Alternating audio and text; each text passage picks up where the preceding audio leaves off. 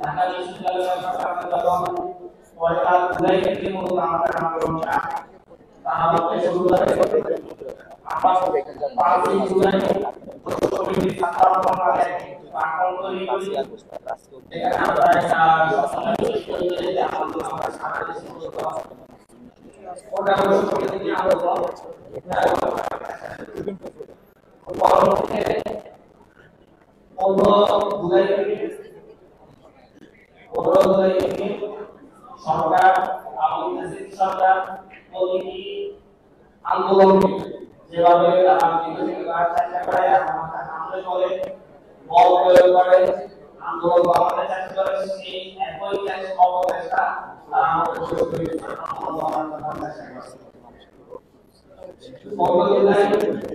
দেশের বিভিন্ন জায়গায় পরিস্থিতি ছাত্র আন্দোলনে অংশগ্রহণ করা শিক্ষার্থীদের উপর পুলিশ হামলা করে তারপর প্রায় আমাদের 16 জুলাই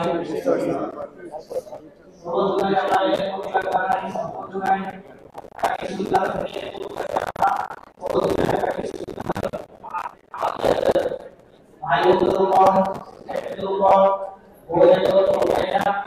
সামাজিক সংগঠনের প্রতি দেখতেছে আমাদের নারী শিক্ষার্থী সহ সকল শিক্ষার্থীদের উপর এর বিরুদ্ধে 16 জুলাই ঢাকা বিশ্ববিদ্যালয়ের শিক্ষার্থীরা হাতে সন্ত্রাসী গোষ্ঠীকে অনলাইনে করা তারপরে 17 জুলাই গাইবান্ধা জানাজা অনুষ্ঠিত হয় সেই গাইবান্ধা জানাজায় ছাত্রলীগের লোকজন এবং শিক্ষক মাদ্রাসার ছাত্রদের কি খবর দিয়ে এই পুলিশের ব্যবহার করে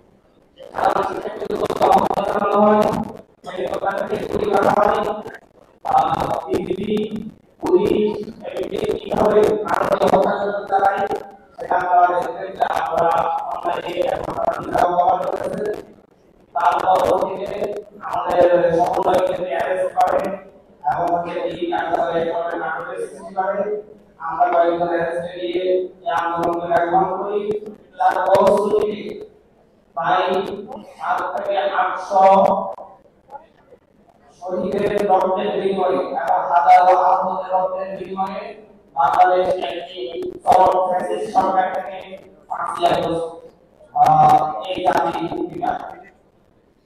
এখন ফাঁসি আমরা এখানে পালন করছি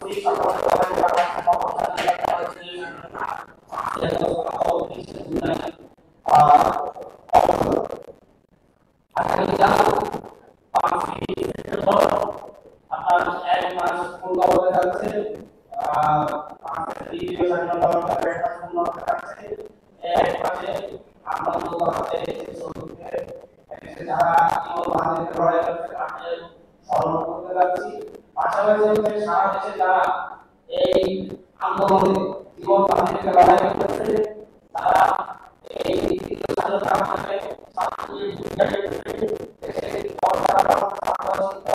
সকলকে আমরা সংগঠিত করার উদ্যোগ নিয়েছি। সব মিলিয়ে আগামীকাল কর্মসূচি এবং সারা দেশের আন্দোলন আমাদের সামনে আমাদের সকলে কথা বলবেন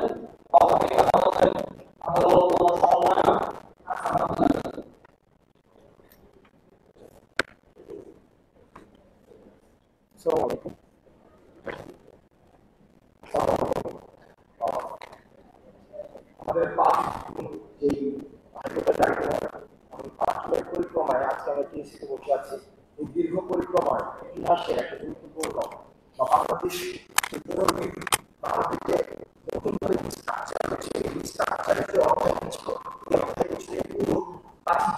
শুরু করে আমি এই সময়টি একটি হিস্ট্রিক্যাল কিভাবে বাংলাদেশ নির্মাণে এই সময়টি আমাদের জাতি তিনি মানে সবচেয়ে গুরুত্বপূর্ণ ভূমিকা ছাত্রদের এবং ছাত্রদের জায়গা থেকে পালন করবো, আমি সেই জায়গাটা হচ্ছে ফোকাস করবো। দেখেন 5 জন যে হাইকোর্টের রায় দিয়েছে, এই 5 জন হাইকোর্টের রায়টি খুব সিগনিফিক্যান্ট একটি রায়। এই কারণে রায়টি সিগনিফিক্যান্ট, আমরা দেখেছি এই ফেসিস্ট সরকার তার ক্ষমতা টিকিয়ে রাখার জন্য মূলত সে সবসময় ইনস্টিটিউশনগুলোকে ব্যবহার করেছে, সব কিছু ইনস্টিটিউশনগুলোকে ব্যবহার করেছে। অর্থাৎ হাইকোর্টের ঘাড়ে বন্দুক রেখে, বিচার ব্যবস্থার ঘাড়ে বন্দুক রেখে, স্বাস্থ্য ব্যবস্থার ঘাড়ে বন্দুক রেখে, শিক্ষা ব্যবস্থাকে পুঁজি করে, আমাদের স্বাস্থ্য ব্যবস্থাকে পুঁজি করে, এই যে পুঁজি ভিত্তিক একটি বিভাজনের মধ্য দিয়ে সবসময় ফেসিজমকে সমূলে পুঁজিত করে রাখার চেষ্টা করা সবসময় হয়েছে। আমরা দেখছি 5 জনের জন্য হাইকোর্টে রাখা হয়, সেখানে শিক্ষার্থীরা প্রত্যাখ্যান করে আন্দোলন শুরু করে। সেই আন্দোলনের শুরুর দিকে আমাদের যে গত 18 বছর ধরে চলে আসা যে টেকিং ব্লেমিং এর একটি ব্যাপার ছিল, টেকিং ব্লেমিং এর বিষয়টি রাজনীতিক পরিচয় কালার করা হতো। সে বিএনপি রাজনীতি করে, জামাতের রাজনীতি করে, শিক্ষিতের রাজনীতি করে, অন্য রাজনীতি করে, ছিল শুধুমাত্র আওয়ামী রাজনীতি ছাড়া অন্য কোনো রাজনীতি যদি কেউ করে তাহলে তার কোন ধরনের যৌক্তিক দাবি জানানোর অধিকার তখন ছিল না, এবং সেটিকে আমরা জাতি হিসেবে মেনে নিয়েছিলাম। সেজন্য আমরা যখন দাবি জানাতে যেতাম, আমরা সবসময় দাবিতে যতটা ফোকাস করতাম, তার থেকে বেশি ফোকাস করতাম যে আমরা রাজনীতি, আমাদের রাজনৈতিক সংস্কৃতি নেই, আমাদের রাজনৈতিক সংস্কৃতি নেই, আমাদের রাজনৈতিক দলের সাথে আমাদের মনোযোগ হবে কি ধরনের প্রভাব ফেলেছে রাজনীতিকরণের যে প্রক্রিয়াটি ছিল। আমরা গণমাধ্যম থেকে শুরু করে রাষ্ট্রের সকল প্রতিষ্ঠান এই বিষয়টিকে তারা মেনে নিয়েছিল। অর্থাৎ আওয়ামী রাজনীতির বাইরে, আওয়ামী দলের বাইরে আওয়ামী রাজনীতি না, আওয়ামী ছিল একটা ধর্ম। অর্থাৎ ধর্মের বঙ্গবন্ধুকে শেখ মুজিবকে তাকে কখনোই কোনোভাবে চ্যালেঞ্জ জানানো যাবে না, আওয়ামী লীগকে কখনো চ্যালেঞ্জ জানানো যাবে না। এবং আমরা মনস্তাত্ত্বিক জায়গা থেকে সেই বিষয়টিকে আমরা মেনেও নিয়েছিলাম, এবং এই মেনে নেওয়ার জায়গায় ইন্ধন হিসেবে, ক্যাটালিস্ট হিসেবে কাজ করেছে গণমাধ্যম থেকে শুরু করে ব্যবসা প্রতিষ্ঠান, শিক্ষা প্রতিষ্ঠান, রাষ্ট্রের যে বিভিন্ন ইনস্টিটিউশন গুলো রয়েছে, যারা এখন বিভিন্ন দাবিতে রাস্তায় নেমে আসছে, যারা অন্তর্বর্তীকালীন সরকারটি গঠিত না হতে হতে রাস্তায় বিভিন্ন যৌক্তিক দাবিতে নেমে আসছে। আমি প্রশ্ন রাখতে চাই, আপনারা যদি কোথায় ছিলেন গত 16 বছর ধরে? আপনি কেন ক্ষমতাকে প্রশ্ন করতে পারেননি? কেন ফেসিবাদকে প্রশ্ন করতে পারেননি? কেন রাষ্ট্র, আপনি রাস্তায় দাঁড়াতেন যখন আপনাকে বলতে হতো যে আপনি রাস্তায় আপনাকে বলতে হতো আপনি রাজনৈতিক দলের সাথে সংশ্লিষ্ট না, কেন রাজনৈতিক দলের সাথে সংশ্লিষ্ট হলে কেন আপনি জানাতে পারতেন না? আমাদের এই জায়গাতে প্রশ্ন রাখতে হবে, আমাদের চিন্তা জগতে একটি প্রশ্ন আমাদের সবসময় রাখতে হবে। এই যে আমরা ক্ষমতাকে প্রশ্ন করা শিখেছি, সেটি ধারাবাহিকতা অব্যাহত রাখতে হবে। এটা হচ্ছে একটা ডাইমেনশন। একটা বিষয় কি, এই যে আওয়ামী লীগকে মেনে নেওয়ার যে বিষয়টি আমাদের সব জায়গা থেকে আমরা মেনে নিয়েছিলাম, হাসিনা, খুনি হাসিনা এবং যে মুজিববাদ যে আমাদের সংবিধানে যেটা রিফ্লেকশন রয়েছে, সংবিধানটা মূলত হচ্ছে এখন আমরা দেখছি এটা নিয়ে বিভিন্ন জায়গায় তর্ক করছে, আলাপ হচ্ছে বিভিন্ন জায়গায়, এবং আমরা বুদ্ধিবৃত্তিক মহলে সেটা নিয়ে বেশ চর্চা করছি। দেখেন, এই যে 72-এর যে সংবিধানটা প্রণীত হয়েছিল, এই সংবিধানটা কিন্তু একটা জাতীয় সংবিধানের জায়গায় সেটা হয়ে গিয়েছিল কি আওয়ামী লীগের সংবিধান। এই আওয়ামী লীগের সংবিধানটা সেখানে হচ্ছে একটা আমরা জাতীয় সংবিধান হিসেবে আমরা মেনে নিয়েছিলাম। আওয়ামী লীগের সংবিধানটাকে আমরা বাংলাদেশি সংবিধান হিসেবে ধরে নিয়েছিলাম। অর্থাৎ দেখেন, একটা দলের সংবিধানকে যখন একটা দেশের সংবিধান হিসেবে চাপিয়ে দিতে চায়, সেই জায়গাতে হচ্ছে ফেসিবাদের প্রথম বীজটা বপন করে দেওয়া হয়। এবং আমরা জাতি হিসাবে এই যে এত বছর পরে আমাদের দ্বিতীয় স্বাধীনতার আগ পর্যন্ত কিন্তু আমরা সেই জায়গায় কখনো প্রশ্ন করতে পারিনি।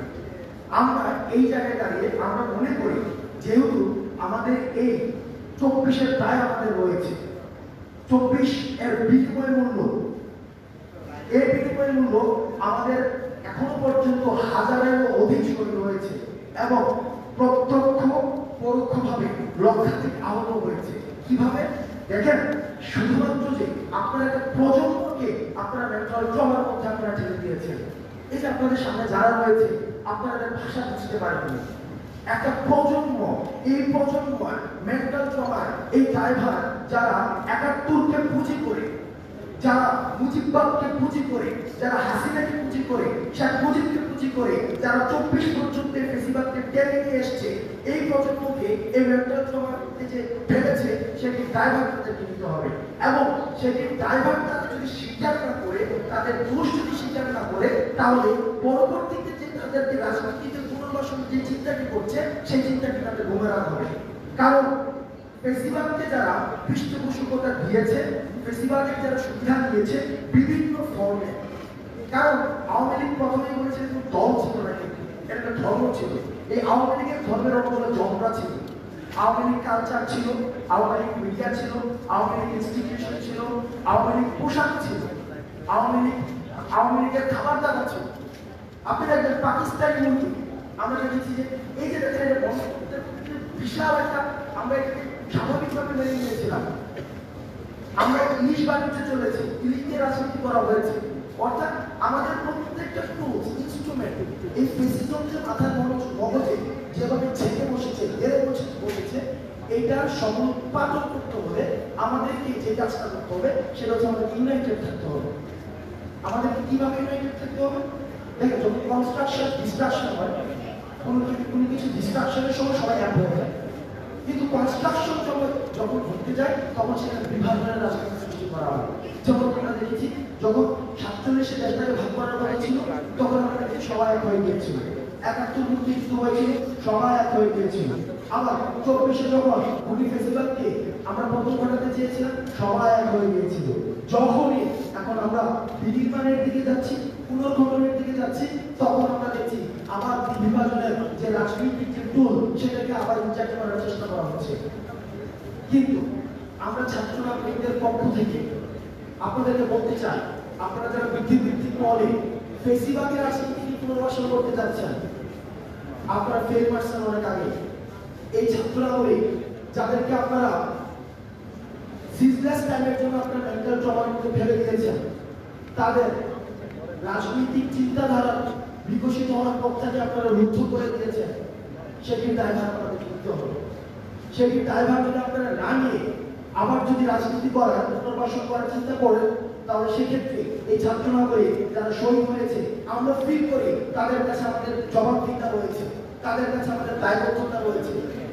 সেই জায়গা থেকে আমরা সবাইকে, বিশেষ করে আমাদের প্রজন্ম যারা রয়েছে, ছাত্র নাগরিকের যে প্রজন্ম রয়েছে, আমি আপনাদের কিছু চিন্তা দিতে চাই।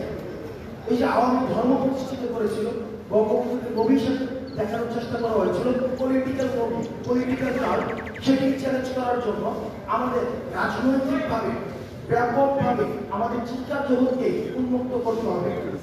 আমাদের নিজেদের মধ্যে প্রিন্সিপাল, আমরা ভবিষ্যতে বাংলাদেশ পুনর্গঠনের জন্য প্রিন্সিপালের ভিত্তিতে বাংলাদেশকে পুনর্গঠন করব, যেখানে আর কখনোই কোন ধরনের গুরুত্বে আর ফ্যাসিজম ফিরবে না, যেখানে গণমাধ্যমের স্বাধীনতা নিশ্চিত করা হবে, যেখানে আমাকে কখনোই কোনো রাস্তায় দাবি নিয়ে এসে আমাকে বলতে হবে না যে আমি কোনো রাজনীতির সাথে সংশ্লিষ্ট না, সুতরাং আমার দাবিকে মেনে নেব।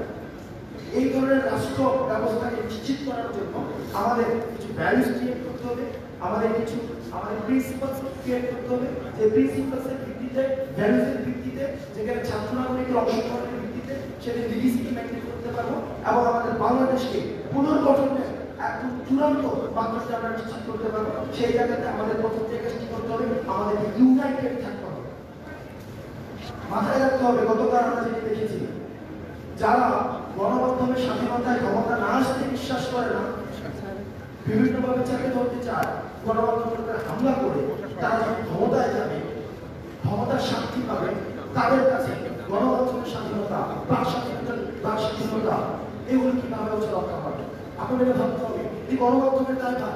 আমরা গণমাধ্যমকে দেখেছি গত 16 বছর কিভাবে আমরা দেখেছি গণমাধ্যম যখন প্রশ্ন করতো গণভবনে, প্রত্যেকটি প্রশ্নকে বিনিময় মূল্য থাকতো। হয়তো একটি প্রশ্ন দিয়ে তার সাথে গেটের হচ্ছে ইউনাইটেড নেশনকে ঘুরে যাবে, হয়তো প্রবাচলাইটিং প্লট পাবে, অথবা প্রধানমন্ত্রী সমর্থকীয় হবে। অর্থাৎ তাদের প্রশ্নগুলো করা হতো এমনভাবে যে প্রশ্নের বিনিময় মূল্য তারা হচ্ছে এইভাবে পাবে, অথবা বঙ্গভবনের ভেতরে একটি পাসপোর্ট পাবে, অথবা সচিবালয়ের একটি পাসপোর্ট পেয়ে যাবে। আমি গণমাধ্যম সবাই না, কারণ সব গণমাধ্যমের যে ভূমিকাকে আমি বলছি, সচেতন করছি যে আপনাদের ভূমিকাকে অনেকে কোন জায়গায় ছিল। অর্থাৎ আপনাদের বিনিময় মূল্যের যদি প্রশ্ন এমন হয়, ইউনাইটেড নেশনসে যাওয়ার জন্য, সফরসঙ্গী হওয়ার জন্য, পূর্বাচরণ পাওয়ার জন্য, এডিটর্স গিল্ডের সদস্য হওয়ার জন্য, সংসদ ভবনের পাশ পাওয়ার জন্য, সচিবালয়ের পাশ পাওয়ার জন্য, তাহলে আপনারা জাতিকে যে মেন্টাল জমার মধ্যে রাখবেন সেটির দায়ভার কোনো কিছুতে সম্ভব না। সুতরাং গণমাধ্যমের প্রতি আমাদের আহ্বান থাকবে, আপনারা ক্ষমতাকে প্রশ্ন করতে শিখুন, আপনারা জনতার হয়ে ক্ষমতাকে প্রশ্ন করুন। সরকার যেটি শুনতে চায় সেটি খবর নয়, সেটি সরকার যেটি শুনতে চায় সেটি যদি বারবার প্রচার করা হয় সেটি কি প্রেস রিলিজ। আর সরকার যেটি শুনতে চায় না সেটি যখন প্রকাশ করা হয়, ক্ষমতাকে যখন প্রশ্ন করা হয়, সেটি হচ্ছে সংবাদ। আমরা আহ্বান জানাই, আমরা স্বাগত জানাই, আমরা যে অন্তর্বর্তীকালীন সরকার এত শরীরের রক্তে ঘামে জীবনের বিনিময়ে প্রতিষ্ঠিত হয়েছে, আমরা এই ক্ষমতাকে প্রশ্ন করার যে স্বাধীনতা দিই সেটি আমরা গণমাধ্যমের মধ্যে চর্চাকে দেখতে চাই। তাহলে আপনাদের গণমাধ্যমের যে একটি অংশ যে ঋণ করে দিয়ে গেছেন, তাদের যে কিছু দিক রয়েছে সেটি হচ্ছে তারা কিছুটা মেটানো সম্ভব। আমাদের আগামীকালের কর্মসূচি সম্পর্কে যে সার্বিকভাবে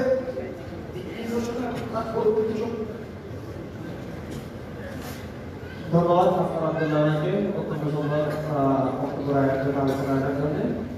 হাসনাত আব্দুল্লাহ সুন্দরভাবে বলেছেন যে হচ্ছে আমরা যখন ডিস্ট্রাকশনে আসি তখন সবাই ঐক্যবদ্ধ হই, যখন আমরা কনস্ট্রাকশনের কথা বলি তখন সবাই বিভাজিত হই। আসলে আমরা বিভাজিত হই না, আমাদেরকে বিভাজিত করা হয় যাতে আমরা সুন্দরভাবে কনস্ট্রাকশনের কাজটা এগিয়ে দিতে না পারি। 1971 সালে এই দেশের মানুষ ঐক্যবদ্ধ হয়ে স্বাধীনতার সংগ্রামে ঝাঁপিয়ে পড়ে, কিন্তু 72 থেকে এই দেশের মানুষকে বিভাজিত করে এই দেশকে পিছিয়ে দেওয়া হয়। আবার 1990 সালে গণঅভ্যুত্থানের মধ্য দিয়ে এই দেশের মানুষ গণঅভ্যুত্থানের সময় ঐক্যবদ্ধ হয়, 3 জোটের রূপরেখা দেওয়া হয়, কিন্তু 91 থেকে আবার এই দেশের মানুষকে বিভাজিত করে দেওয়া হয়, যার ফলে এই দেশের কোনো রিফরমেশন ঘটে নাই, এই দেশের সংবিধানের কোনো রিফরমেশন হয়ে যায়, রাষ্ট্রের কোনো রিফরমেশন হয় নাই। এখন আমরা যাতে আমাদের এই সংস্কারটা নিশ্চিত করা হয়, যাতে আমাদেরকে আর বিভাজিত করা না যায়, আমরা বৈষম্যবিরোধী ছাত্র আন্দোলনের পক্ষ থেকে উদ্যোগ নিয়েছি। আমাদের যারা এই রাজপথে লড়াই করে এই গণবিপ্লব সংগঠিত করেছে তাদেরকে সংঘবদ্ধ করা, এবং তাদেরকে সংঘবদ্ধ করার প্রক্রিয়া নিয়ে এবং সামনের কাজকর্ম নিয়ে কথা বলতে আবু বকর মজুমদার সমন্বয় বৈষম্যবিরোধী ছাত্র আন্দোলন। প্রথমত হচ্ছে আপনারা জানেন যে হচ্ছে আমাদের গণবিপ্লব সংগঠিত হওয়ার 1 মাস পূর্ণ হতে যাচ্ছে আগামীকাল। 1 মাস পূর্ণ হওয়া উপলক্ষে আগামীকালের একটি কর্মসূচি আমরা হাতে নিয়েছি, সেই সম্পর্কে কথা বলবেন মোহাম্মদ সাজিদ আলম।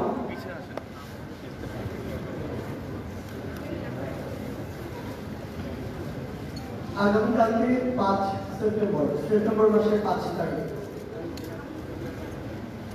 আজ থেকে প্রায় 1 মাস পূর্বে অর্থাৎ 5 আগস্ট আমাদের ছাত্র জনতার যে অভ্যুত্থানটি সংঘটিত হয়েছিল 1971 পরে বাংলাদেশের ইতিহাসে অন্যতম একটি অধ্যায়, যে অধ্যায় দিয়ে 53 বছরের ইতিহাসের একটি পরিবর্তন হয়েছে, কিংবা বলতে পারি যে 16+2 18 বছরের একটি ফ্যাসিজমের যে পট পরিবর্তন এবং পতন সেটি ঘটেছে। আমাদের জায়গা থেকে এখানে বেশ কিছু বিষয় রয়েছে। আসলে আমরা দেখেছি আমাদের এই ছাত্র জনতার অভ্যুত্থানের 1 মাস হয়ে যাচ্ছে, আমাদের যে রক্তের দাগ সেই দাগগুলো কিন্তু এখনো শুকায় না। আপনি ঢাকা শহরের অন্যতম হসপিটালগুলোতে আছে যান, আপনি Dhaka medical college, Suhrawardy hospital, orthopaedic hospital থেকে শুরু করে চক্ষু ইনস্টিটিউট, আপনি যেখানেই যান সেই রক্তের দাগ, সেই বুলেটের চিহ্ন, কিংবা ফ্যাসিজমের যে দোষর যারা হাতে ধারালো অস্ত্র নিয়ে রাস্তায় নেমেছিল সাধারণ মানুষ ছাত্র জনতাকে ছিন্ন বিচ্ছিন্ন করার জন্য, সেই রক্তাক্ত দাগ আর ক্ষত চিহ্নগুলো এখনো রয়েছে। এখনো সেই দাগগুলো অনেকে শরীরে নিয়ে রাস্তায় চলছে, কিছুটা সুস্থ হয়ে কিংবা কিছুটা ব্যথা নিয়ে। সেই জায়গা থেকে আমরা মনে করি যে আমাদের এই যে ক্ষত চিহ্নগুলো, এই চিহ্নগুলো আমাদের প্রত্যেকে ধারণ করা উচিত। প্রত্যেকটি মানুষের আলাদা আলাদা একটি ইতিহাস রয়েছে, প্রেক্ষাপট রয়েছে। এই বিগত 2 মাসে একজনের সাথে আসলে আরেকজনের ইতিহাসটি কিংবা অভিজ্ঞতাটি আপনি কখনো এক করতে পারবেন না, কারণ প্রত্যেকে যে ঘটনাগুলো ফেস করেছে সেগুলো একজনেরটি আরেকজনের থেকে ভিন্ন। সেই জায়গায় আমরা শুধু আন্তর্জাতিক মিডিয়া নয়, দেশীয় মিডিয়া নয়, বরং প্রত্যেককে তাদের জায়গা থেকে আমরা অনুরোধ করব, আপনারা এই ডকুমেন্টেশনগুলো করুন। আপনারা দেখুন কিভাবে নিষিদ্ধ গুলিগুলো দিয়ে আমার ভাইয়ের বুকটি ঝাঁঝরা করা হয়েছে, কিভাবে পুলিশ ওই লিথাল গুলিটি, জনগণের টাকায় কেনা গুলিটি বাংলাদেশের ছাত্র জনতার মেরুদণ্ডে বিদ্ধ করার জন্য, জীবন নেয়ার জন্য ব্যবহার করেছে। এটি অবশ্যই বাংলাদেশ যতদিন থাকবে বাংলাদেশের ইতিহাসের পাতায় যে লেখা থাকতে হবে। এটি যদি লেখা না থাকে তাহলে পরবর্তীতে এই আওয়ামী লীগ কিংবা অন্য কোনো দল আবার একইভাবে এই ফ্যাসিবাদের ধারক ও বাহক হয়ে উঠবে। তাদের এটি জানা থাকা উচিত, মনে রাখা উচিত, মানুষ কতটা ঘৃণা ভরে এই ফ্যাসিস্ট সরকারকে প্রত্যাখ্যান করেছিল, কত নির্লজ্জভাবে তারা যখন এই ফ্যাসিবাদকে চালিয়েছিল, মানুষ কিভাবে এই ফ্যাসিবাদের পতন ঘটিয়েছিল। আমরা চাই আপনারা এই ডকুমেন্টেশনটি করুন। আমরা ভাবছিলাম যে 5ই অগাস্টের পর 1 মাস হয়ে গিয়েছে, বিভিন্ন জন বলছিল যে আমরা একটি বিজয় র্যালি করতে পারি কিনা, কিন্তু আমাদের অধিকাংশ ভাইরা, বোনেরা, ছাত্র জনতা তাদের জায়গা থেকে স্পষ্ট করে জানিয়ে দিয়েছে বিজয় র্যালি, বিজয় মিছিল করার সময় এখনো হয়নি। এই বাংলাদেশে যে ফ্যাসিস্টের পতন ঘটেছে সেই জায়গা থেকে এই দগদগে ক্ষতগুলো রেকটিফাই করে এমন একটি বাংলাদেশকে যতদিন না আমরা বিনির্মাণ করতে পারছি, যতদিন না এই বাংলাদেশ গণমানুষের বাংলাদেশ হয়ে উঠছে, আমরা আমাদের অধিকারগুলো ফিরে না পাচ্ছি, সিস্টেমগুলো আবার নতুন করে পুনর্গঠিত না হচ্ছে, মানুষ যে মানবিক কিংবা তার সাংবিধানিক সুবিধাগুলো পায় সেগুলো যতদিন নতুন করে পাওয়া শুরু না হচ্ছে, ততদিন কোনোভাবে এমন একটি বিজয় মিছিল করা প্রাসঙ্গিক নয়। এটি আমাদের স্পিরিটের সাথে যায় না, আমাদের এই ছাত্র জনতার অভ্যুত্থানের চেতনার সাথে যায় না। সেই জায়গা থেকে আমরা এই মুহূর্তে সবচেয়ে গুরুত্বপূর্ণ মনে করি আমাদের সেই ভাই বোনদের যারা এই ফ্যাসিস্ট সরকারের পতনের জন্য, আওয়ামী লীগের এই দুর্বিষহ শাসন ও শোষণ আমলের পতনের জন্য নিজের রক্ত দিয়েছে, জীবন দিয়েছে। গুলির সামনে আবু সাইদ থেকে শুরু করে আমার হাজারো ভাই যেভাবে বুক পেতে দিয়েছে, একটা গুলি খেয়ে পরের গুলিটি আবার নিজের বুকে নেওয়ার জন্য শক্তি নিয়ে দাঁড়িয়ে গিয়েছে। এখন সময় হচ্ছে আমার সেই ভাইদেরকে স্মরণ করা, ধারণ করা। সেই জায়গা থেকে আমরা মনে করি যে আগামীকালকে 5 সেপ্টেম্বর পুরো বাংলাদেশে প্রত্যেকটি জেলা, প্রত্যেকটি উপজেলা, প্রত্যেকটি ইউনিয়ন থেকে শুরু করে মহানগরের প্রত্যেকটি সেক্টর যেভাবে এক একটি যুদ্ধের সেক্টর হয়ে উঠেছিল সেই 5ই আগস্টের দিন কিংবা তার পূর্বের দিনগুলোতে, সেভাবে আগামীকাল আবারও আমার ওই শহীদ ভাইদের স্মৃতিকে, স্পিরিটকে নিজের মধ্যে ধারণ করে আমার ওই যে আহত ভাইগুলো এখনো হাসপাতালের বিছানায় কাতরাচ্ছে, আমার যে ভাই বোনগুলো তাদের হাত হারিয়েছে, পা হারিয়েছে, চোখ হারিয়েছে, তাদেরকে স্মরণ করে, তাদের স্মৃতিকে ধারণ করে আমরা আগামীকাল 5 সেপ্টেম্বর আমাদের ছাত্র জনতার অভ্যুত্থানের 1 মাস পূর্তি উপলক্ষে আমরা একটি শহীদি মার্চ করতে চাই। এই শহীদি মার্চে আমরা চাইব আমাদের যেই বাবা মা, যেই ভাই বোনেরা তাদের সন্তান হারিয়েছে, তাদের ভাই বোন হারিয়েছে, বিনয়ের সাথে আমরা আপনাদের প্রতি অনুরোধ করতে চাই আপনারা আমাদের সাথে আসুন। আপনারা যে ভার নিয়ে আজকে চলছেন, হাঁটছেন, আমরা সেই ভারের সঙ্গী হতে চাই। আমরা সবসময় আপনাদের সন্তান হয়ে, ভাই বোন হয়ে আপনাদের সাথে একইভাবে চলতে চাই। সেই জায়গায় আমরা চাইব পুরো বাংলাদেশের ছাত্র জনতা আবারও তাদের প্রত্যেকের জায়গা থেকে তারা এই শহীদ মার্চে অংশগ্রহণ করবে, যেখানে আমার শহীদ ভাইদের ছবি থাকতে পারে ফেসবুকে, আমার শহীদ ভাইরা যে এই চেতনাকে, যে স্পিরিটকে ধারণ করে নিজের জীবন দিয়েছে, সেই কথাগুলো থাকতে পারে। আমরা যে ওই ফ্যাসিস্ট যে কোনো সরকার তার কোনোদিন গ্রহণ করতে প্রস্তুত নই, আমরা যে তাদেরকে ঘৃণা করে প্রত্যাখ্যান করছি, করব, সেই মেসেজগুলো থাকতে পারে। আমরা অন্তর্বর্তীকালীন সরকারের কাছে কি চাই সেই বার্তাগুলো থাকতে পারে। আমরা কেমন বাংলাদেশ চাই সেই কথাগুলো থাকতে পারে। কিংবা আইন শৃঙ্খলা রক্ষাকারী বাহিনী থেকে শুরু করে ইভেনিং বৈষম্য বিরোধী ছাত্র আন্দোলনের কাছে আগামীতে আমরা কি চাই, কিভাবে নতুন একটি আমরা পলিটিক্যাল সেটেলমেন্ট চাই, আমরা কোন পথে যেতে পারি, আপনার সেই ভাবনাগুলো, সেই চিন্তাগুলো থাকতে পারে, আপনার সেই প্রশ্নগুলো থাকতে পারে। আমরা ব্যানারে, ফেস্টুনে, প্লেকার্ডে সেই জিনিসগুলো দেখতে পাই এবং দেখতে চাই। এবং আমরা আমাদের ছোট ভাই বোনেরা যারা রয়েছে কিংবা যারা বড়রা রয়েছে, যারা ছবি আঁকে, ছবি এঁকে নিজের মনের ভাব প্রকাশ করে, আমরা সেগুলো দেখতে চাই। অর্থাৎ আপনার নিজের জায়গা থেকে যেভাবে যা কিছু করে মনে হয় যে আপনি শহীদ মার্চে নিজের অংশগ্রহণকে আরো বেশি স্পষ্ট করতে চান এবং এর সমৃদ্ধ করতে চান, সেই স্বতঃস্ফূর্ত অংশগ্রহণ আমরা আপনাদের কাছে চাই আগামীকালকের এই শহীদ মার্চে। আমরা যদি আমাদের ঢাকার রূপটি বলি, তার পূর্বে একটি জিনিস বলতে চাই। 5ই আগস্ট সকাল 10টায় যখন বৃষ্টি হচ্ছিল, 11টার দিকে অ্যাপ্রক্সিমেট যখন আবার আমাদের সকল ইন্টারনেট বন্ধ করে দেওয়া হলো, কিংবা 12টার দিকে ইন্টারনেট আসার পরেও আমাদের 2টায় যখন শাহবাগে একত্রিত হওয়ার কথা ছিল, তার ঠিক 2 ঘন্টা পূর্বেও কিন্তু পুরো বাংলাদেশের ছাত্র জনতার মধ্যে এটুকু চিন্তা কাজ করছিল যে আমরা যে জন্য নিজের জীবনের রিস্ক নিয়ে শাহবাগের দিকে ছুটে যাব সেটি সফল হবে কিনা। কিন্তু তার ওই চিন্তায়, চেতনায়, স্পিরিট, আগ্রহে কিংবা তার ওই যে মনের যে একান্ত চাওয়া যে ফ্যাসিবাদের পতন ঘটাতে হবে, সেই জায়গায় কিন্তু বিন্দুমাত্র কমতি ছিল। তারপরও ওই 2 ঘন্টা আগে সামান্য যদি মনের মনে আশঙ্কাও থাকে, সেটি নিয়েও সবাই যখন নেমে পড়লো, তখনও এই ভাইরা, এই বোনেরা যারা বুক পেতে দিয়েছিল, তারা কিন্তু নিশ্চিত ছিল না এই ফ্যাসিস্টের পতন হবে কিনা। কিন্তু 3 দিক থেকে, ওই উত্তরা বিএনএসের দিক থেকে বলি, বসুন্ধরা, রামপুরা, বাড্ডা, বনশ্রী, প্রগতি সরণির ওই 1 নম্বর 2 নম্বর সেক্টরের দিক থেকে বলি, কিংবা আমার এই চিটাং রোড, শনিরাত্রা, যাত্রাবাড়ি একটি সাইড দিয়ে বলি, এই 3টি সাইড সহ পুরো ঢাকা সকল রাস্তা দিয়ে যখন এক প্রকার আবাবিল পাখির মতো লক্ষ লক্ষ মানুষ রাস্তায় নেমে আসে, তখন ওই ফ্যাসিস্ট সরকারের পতন হয়, তারা দেশ ছেড়ে পালাতে বাধ্য হয়। সেই জায়গায় আমরা বিশ্বাস করি, আমরা চাই আগামীকালকে সেইভাবে গণজোয়ার নেমে আসুক।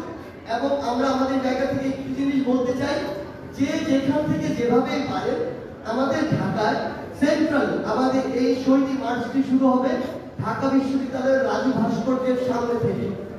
আমরা চাই এই পয়েন্টগুলো থেকে, ঢাকার প্রত্যেকটি পয়েন্ট থেকে আপনারা চাইলে ব্যক্তিগত উদ্যোগে আসতে পারেন, আপনারা চাইলে ওই পয়েন্টগুলো থেকে একত্রিত হয়ে আবার আপনাদের ব্যক্তিগত কোনো উদ্যোগে নির্দিষ্ট কিছু যানবাহনের মাধ্যমে আসতে পারেন। এটি আপনারা নির্ধারণ করবেন। এটি আগামীকাল বিকাল 3টায় ঢাকা বিশ্ববিদ্যালয়ের রাজু ভাস্কর্যের সামনে থেকে শুরু হবে। আমি রুটটি বলছি, আমাদের শহীদ মার্চের রুট হবে রাজু ভাস্কর্য থেকে শুরু করে নীলক্ষেত হয়ে নিউ মার্কেট, কলাবাগান, এরপরে ধানমন্ডি পার হয়ে মানিক নিয়ে এভিনিউ হয়ে, অর্থাৎ সংসদ ভবনের সামনে দিয়ে ফার্মগেট, কাউরান বাজার, শাহবাগ, আবার রাজু ভাস্কর্য হয়ে আমাদের জাতীয় শহীদ মিনারে গিয়ে শেষ হবে। এবং সেখানে আমরা প্রত্যাশা করি আমাদের শহীদ পরিবারের একজন মা, একজন বাবা, একজন ভাই, একজন বোন তাদের জায়গা থেকে তাদের চাওয়াগুলো বলবেন, তাদের অনুভূতিগুলো বলবেন এবং পরবর্তী বাংলাদেশের তরুণ প্রজন্মের কাছে, ছাত্র জনতার কাছে তারা কি চান সেটি তারা তাদের জায়গা থেকে উপস্থাপন করবে। কেমন একটি বাংলাদেশ তাদের প্রত্যাশা, আমরা কিভাবে তাদের পাশে তাদের সন্তান হয়ে, ভাই বোন হয়ে থাকতে পারি আগামী প্রত্যেকটি দিন, সেই জিনিসগুলো তারা তাদের জায়গা থেকে উপস্থাপন করবেন। এবং আমরা আপনাদের কাছে অনুরোধ করি, বিনীত অনুরোধ করি, বাংলাদেশের যারা মিডিয়া কর্মী ভাইরা রয়েছেন, আমরা বিশ্বাস করি আপনারা অধিকাংশই আপনারা আপনাদের যে জার্নালিজমের যে স্পিরিট সেটি আপনারা ধারণ করেন। আপনাদেরকে বাধ্য করা হয়েছিল, চেপে ধরা হয়েছিল, আপনাদের পাবলিশ করা নিউজটি মুছতে বাধ্য করা হয়েছিল।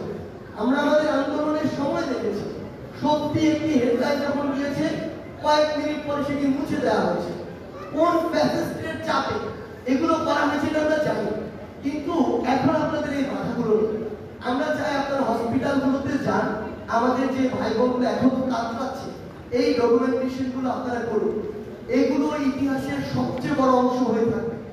৭১-এ এই আধুনিকায়ন ছিল না, এই মিডিয়া ছিল না, আমার এই প্রচার মাধ্যম ছিল, এখন আছে। এখন যদি আজকে থেকে ১০০ বছর পরে আমরা সত্যি তথ্যগুলো পুরো বাংলাদেশের পরবর্তী প্রজন্মের সামনে না তুলে ধরতে পারি, এই ব্যর্থতার দায়ভার, এই লজ্জার দায়ভার, এই সীমাবদ্ধতার দায়ভার আমাদের প্রত্যেককে নিতে হবে, যার ভার অনেক শক্ত, যার ওজন অনেক বেশি।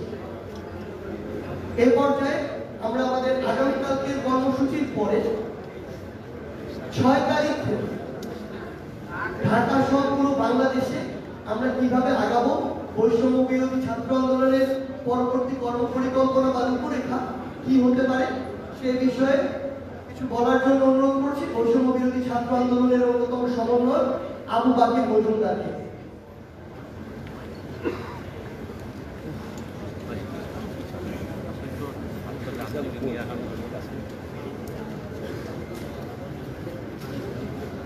সাজিদ ভাই পরে কিছু কষ্ট হয়েছে।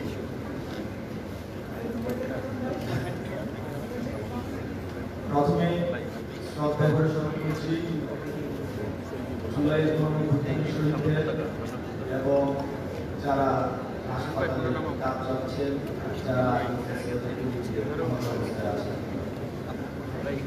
আপনারা দেখেছেন এই ফ্যাসিবাদ, এই আওয়ামী দূষণদের আমলে, তাদের শাসনামলে সারা দেশে বিভিন্ন স্থানে আমরা দেখেছি চাঁদাবাজি, সিন্ডিকেট, দখলদার থেকে শুরু করে বিভিন্ন ধরনের অপকর্মের জন্য আওয়ামী লীগ সিন্ডিকেট তৈরি করেছে এবং তার মধ্যে দিয়ে বাংলাদেশকে অর্থনৈতিকভাবে, সামাজিকভাবে এবং রাষ্ট্রীয়ভাবে সারা দুনিয়ার কাছে নিচ অবস্থায় নিয়ে গিয়েছে। আমরা যখন ৫ই আগস্ট বাংলাদেশের ছাত্র জনতা একটি গণ অভ্যুত্থান করে, তখন আমরা দেখতে পাই তার পরবর্তীতে এই ফ্যাসিবাদের দোষরা ক্রমাগতভাবে আমাদের বিরুদ্ধে ষড়যন্ত্র করে যাচ্ছে। তার প্রেক্ষিতে আমরা আরো দেখি বিভিন্ন জায়গায় তারা চাঁদাবাজি, দখলদার, সিন্ডিকেটের নেতৃত্ব দিচ্ছে। কোথাও কোথাও দেখা যাচ্ছে মাথা চেঞ্জ হয়েছে কিন্তু সিস্টেম একই রয়ে গেছে। আপনারা গতকাল দেখেছেন বঙ্গবাজারে, সেখানে আওয়ামী লীগের একজন কমিশনার, মহিলা কমিশনার চাকরি এবং তার সাথে যোগ দিয়েছিল যে বিএনপির শাহবাগ থানার নেতা শপথ। এই দুইজনের যোগ সাজসে আমাদের ঢাকা বিশ্ববিদ্যালয়ের মেধাবী শিক্ষার্থী এবং সাংবাদিক সমিতির সভাপতি আলসাদি ভুইয়ার উপর তারা অতর্কিত হামলা করেছে যখন তিনি এই চাঁদাবাজদের বিরুদ্ধে কথা বলেন, প্রতিবাদ করেন। আমরা দেখেছি যে এরা সংবাদ মাধ্যমে বা মুক্ত বাক স্বাধীনতার গলা চেপে ধরতে চেয়েছিল। আমি প্রশ্ন রাখতে চাই, যাদের হাতে মুক্ত বাক স্বাধীনতা কোনো নিশ্চয়তা নাই, তাদের হাতে কিভাবে একটি বিপ্লবী রাষ্ট্র সংহত থাকবে, সুসংহত থাকবে? আমি প্রশ্নটি রাখতে চাই। তার পরবর্তীতে আপনারা দেখেছেন যে যখনই এখানে চাঁদাবাজি হচ্ছে, দখলদারি হচ্ছে এবং অনিয়ম হচ্ছে, বৈষম্য বিরোধী ছাত্র আন্দোলনে যারা অংশগ্রহণ করেছিলেন তারা স্বতঃস্ফূর্তভাবে সেসব চাঁদাবাজি, দখলদারি, সিন্ডিকেটের বিরুদ্ধে কথা বলছে, প্রতিরোধ গড়ে তুলছে। আপনারা আরো দেখেছেন যখনই বাংলাদেশের দক্ষিণ পূর্বাঞ্চলে একই সাথে রাজনৈতিক এবং প্রাকৃতিক একটা বন্যা হচ্ছিল, তখন বৈষম্য বিরোধী ছাত্র আন্দোলন কিভাবে সারা দেশের মানুষকে সুসংগঠিত করে একটি জাতীয় ঐক্যের একটি ডিসপ্লে রেখেছে, আপনারা সেটা দেখেছেন। এবং বৈষম্য বিরোধী ছাত্র আন্দোলন তাদের এই কর্মসূচির মাধ্যমে আমরা মনে করছি যেভাবে ৫ই আগস্টের পূর্বে তাদের কর্মসূচির মাধ্যমে মানুষকে ঐক্যবদ্ধ করেছিল, এই কর্মসূচির মাধ্যমে তারা আবারও জাতীয় ঐক্যকে খুব ভালোভাবে প্রকাশিত করেছে। তারই ধারাবাহিকতায় আমরা আসলে শারীরিকভাবে বাংলাদেশে একটি প্রজন্মগত রাজনৈতিক রূপান্তর দেখতে পাচ্ছি। তো এই প্রজন্মগত যে রাজনৈতিক রূপান্তর বা জেনারেশন জে বা জেন জি যাই বলি না কেন, তাদের যে চিন্তা ভাবনা, তাদের যে রাষ্ট্রীয় পরিকল্পনা, আমরা মনে করছি তাদের এই রাষ্ট্রীয় পরিকল্পনা ভাবনা এবং তার রাষ্ট্র হিসেবে এগিয়ে নিয়ে যেতে চায়, তাকে বাংলাদেশের সকল পর্যায়ের নাগরিকের স্বাগত জানানো উচিত। সেই প্রেক্ষিতে এই আমাদের বৈষম্যবিরোধী ছাত্র আন্দোলন কাজ করে যাবে। পাশাপাশি আমরা আমাদের যে আইন শৃঙ্খলা অনেক জায়গায় আমরা ব্যবস্থাপনা দিচ্ছি, তার প্রেক্ষাপটে অবশ্যই আপনাদেরকে আরো আশা করি যে জানা বাকি নেই। এই যে ফ্যাসিবাদ, সে কিন্তু আমাদের প্রত্যেকটি সিস্টেমকে নষ্ট করে দিয়েছে। পুলিশ থেকে শুরু করে প্রশাসনের প্রত্যেকটি ব্যবস্থা দলীয়করণ করে একটি অসামঞ্জস্যতা তৈরি করেছিল এবং যেসব প্রতিষ্ঠান আসলে সত্যিকার অর্থে মানুষের সেবা পেত না। এই মুহূর্তে এসে বা 5 আগস্টের পর থেকে আমরা যে অন্তর্বর্তীকালীন সরকার গঠন করেছি, একটি গণঅভ্যুত্থানের পরবর্তী সরকার বা বিপ্লব পরবর্তী সরকার, তার সাথে বৈষম্যবিরোধী ছাত্র কিন্তু মাঠে আছে। আমরা যাচ্ছি বৈষম্যবিরোধী ছাত্র আন্দোলনের পক্ষ থেকে পুলিশ সহ সকল আইন শৃঙ্খলা বাহিনীকে সহযোগিতার হাত বাড়িয়ে দিতে, এবং আমরা সেটি করছি। আমি সারা দেশবাসীকে আহ্বান করছি, আপনারা পুলিশ সহ আইন শৃঙ্খলা বাহিনী এবং প্রশাসনকে সহযোগিতা করুন। পাশাপাশি আজকে আহ্বান করবো, কোথাও আপনারা আইন হিসেবে তুলে নেবেন না। কারো বিরুদ্ধে যদি কোনো সুনির্দিষ্ট তথ্য প্রমাণ সহ অভিযোগ থাকে, সেগুলো নিয়ে আপনারা তার বিরুদ্ধে অভিযোগ দেন, কিন্তু কোনোভাবে আইন হিসেবে তুলে নেওয়া যাবে না। আমরা আগামী বাংলাদেশে সত্যিকার অর্থে আইনের শাসন চাই এবং সেজন্য সারা দেশবাসীর সহযোগিতা চাচ্ছি। আরেকটি বিষয়, আপনারা ইতিমধ্যে স্পষ্ট হয়ে গেছে, বৈষম্যবিরোধী ছাত্র আন্দোলন কিন্তু 5 আগস্টের পর থেকে বাংলাদেশের নিরাপত্তায় বিভিন্নভাবে তারা কাজ করে যাচ্ছে। এবং আমি বৈষম্যবিরোধী ছাত্র আন্দোলনের সাথে যারা এই গণঅভ্যুত্থানে অংশগ্রহণ করেছিলেন, তাদের সকলকে আহ্বান করব, আগামী দিনগুলোতে আমরা যাতে এই স্বতঃস্ফূর্ত জাতীয় নিরাপত্তার জন্য আমরা কাজ করে যাই। আমি আবারও বলছি, কোনোভাবে আইন হিসেবে তুলে নেওয়া যাবে না। কেউ যদি দোষী হয়, তার বিরুদ্ধে সুনির্দিষ্ট অভিযোগ থাকে, আপনারা সেই অভিযোগ সহ যে সিস্টেমেটিক অভিযোগ প্রকাশ করার যে মাধ্যম বা অভিযোগ দেওয়ার মাধ্যম সেখানে দিন, আমরা আইনের শাসন বাংলাদেশে প্রতিষ্ঠা করতে চাই। আরেকটি বিষয়, এই যে খুনি হাসিনা ভাইরা খুব ভালো করে ব্যাখ্যা করেছে, তারা কিভাবে আমাদের ভাইদেরকে শহীদ করেছে, কিভাবে আমাদের বুকে গুলি চালিয়েছে, আমাদের বুকে গুলি চালিয়েছে। তো সবকিছু মিলিয়ে এই আমরা বৈষম্যবিরোধী ছাত্রদের পক্ষ থেকে খুনি হাসিনার বিচারের দাবি করছি এবং আওয়ামী দূষণ যারা এই হত্যাকাণ্ডের সাথে সরাসরি যুক্ত ছিল, তাদেরও বিচারের দাবি জানাচ্ছি। এছাড়াও বৈষম্যবিরোধী ছাত্রদের পক্ষ থেকে আমরা তাদেরকে ক্রমাগত চিহ্নিত করার চেষ্টা করছি। আমরা আমাদের ছাত্রদের পক্ষ থেকে একটি ফ্যাক্ট ফাইন্ডিং কমিটি ঘোষণা করার পরিকল্পনা করছি। তো সবকিছু মিলিয়ে আমরা স্পষ্টভাবে জানিয়ে দিতে চাই, যারা এইসব হত্যার সাথে জড়িত ছিল, হামলার সাথে জড়িত ছিল, তাদেরকে কোনোভাবে ছাড় দেওয়া হবে না। বাংলাদেশের ছাত্র জনতা এদেরকে নিজে ফ্যাক্ট ফাইন্ডিং টিমের মাধ্যমে সহযোগিতা করে সকলকে চিহ্নিত করে আইনের আওতায় নিয়ে আসবে। তার পরবর্তীতে এই যে কর্মযজ্ঞের কথা আমি বলছি, সেই কর্মযজ্ঞ পরিচালনা করতে 5 আগস্টের পর থেকে এখন পর্যন্ত আমাদের কোথাও কোথাও হিমশিম খেতে হচ্ছে। তার অন্যতম কারণ, সত্যিকার অর্থে আমাদের যে মুভমেন্ট হয়েছিল, মুভমেন্টে এত স্বতঃস্ফূর্ত অংশগ্রহণ ছিল, যার কারণে আমরা আসলে সবাইকে অতটা সুসংগঠিত করতে পারি। তারই লক্ষ্যে আমরা কিন্তু ইতিমধ্যে একটি টিম গঠন করেছিলাম, যে টিমের অন্যতম কাজ ছিল যে সারা দেশকে সুসংগঠিত করা। সেই টিমের প্রেক্ষিতে পাশাপাশি আমরা জিনিসটাকে এক্সটেন্ড করে আরো মহাপদ পরিকল্পনা আগাচ্ছি। আমাদের আপনারা ইতিমধ্যে ঘোষণা করেছে 5ই আগস্ট আমাদের শহীদ মার্চ, তার পরবর্তীতে 6ই আগস্ট থেকে আমরা 6ই সেপ্টেম্বর থেকে আমরা সারা দেশে বিভাগীয় সফর শুরু করবো। আমাদের প্রত্যেকটি বিভাগে টিম ভিত্তিক আমরা আমাদের এই মানুষজনকে সুসংগঠিত করার চেষ্টা করবো। তাদের জন্য কিছু নীতিমালা থাকবে, এরা এই নীতিমালার বাইরে গিয়ে করে কাজ করবে না। হ্যাঁ, আমরা বিভাগীয় সফর করবো। আমাদের টিমগুলো আমাদের জনমত, মানুষের কি বলতে চাচ্ছে, তাদের ভাষা কি, সেটা আমরা শোনার চেষ্টা করবো। আপনারা দেখেছেন আমরা এই বৈষম্যবিরোধী ছাত্র আন্দোলন পুরো মুভমেন্টে যে জিনিসটি করার চেষ্টা করছি, আমরা যেমন একই সাথে জনমত তৈরি করার চেষ্টা করছি, অন্যদিকে জনগণের যে ভাষা, সেই ভাষাকে রূপান্তর করার চেষ্টা করছি। মূলত আমি বলতে চাচ্ছি, জনগণ যেটা চাচ্ছে আমরা আসলে সেটাই করার চেষ্টা করছি। আপনারা দেখবেন যেদিন আমরা এক দফা ঘোষণা দিব, সেদিন কিন্তু আমাদের ঘোষণায় কিন্তু সবাই এক আঙুল তুলেছিল। তার মানে আমি বুঝাতে চাচ্ছি, জনগণ যেটা চায় সেটা আগামী বাংলাদেশ হবে, আর আমরা একটি মিডিয়েটর হব। মিডিয়ার মধ্যে বলছি, আমরা জনগণ থেকে কথা শুনবো, এই কথাগুলোকে অ্যাকুমুলেট করে সেটাই সোসাইটিতে বাস্তবায়ন করার জন্য ছুড়ে দিব। আমরা মনে করছি যে বাংলাদেশের মানুষ সেটা বাস্তবায়নে সহযোগিতা করবে এবং বাংলাদেশের মানুষই সত্যি অর্থে সেটাকে বাস্তবায়ন করবে। তো আমাদের 22 সেপ্টেম্বর থেকে মূলত যে কর্মসূচি শুরু হবে সেটি হচ্ছে বিভাগীয় সফর এবং জেলা ভিত্তিক সফর। সেখানে আমরা বিভাগীয় ও জেলা পর্যায়ে যারা আমাদের সাথে বৈষম্য বিরোধী ছাত্র আন্দোলনে যোগ দিয়েছিলেন সকলের কথা শুনবো, সকলকে সুসংগঠিত করার চেষ্টা করব এবং সুনির্দিষ্ট কিছু দিক নির্দেশনা দেওয়ার চেষ্টা করব। যেমন আমরা অনেক জায়গায় দেখেছি যে সমন্বয় পরিষদ অনেক ধরনের দুর্নীতির সাথে জড়িয়ে যাচ্ছে, সিন্ডিকেটের সাথে জড়িয়ে যাচ্ছে।